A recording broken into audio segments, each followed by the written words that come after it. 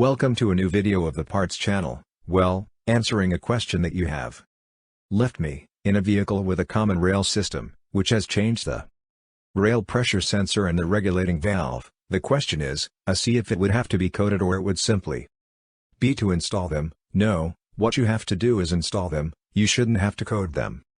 But you would have to put it in the computer, to hit delete fault. Once you hit delete the fault, at that moment, the vehicle's ECU, the vehicle's computer, analyzes the part that you have installed, and if it detects that the part works well, then at that moment it allows you to erase that fault and the vehicle will then circulate normally. Okay. But I already say, code. You don't have to code, but it is very important to erase that fault, so that the ECU knows that you have changed a part, analyze that part and see that this part has no problem. Okay, well, here you have this short video. If it has been useful to you, then don't forget to give a like and subscribe.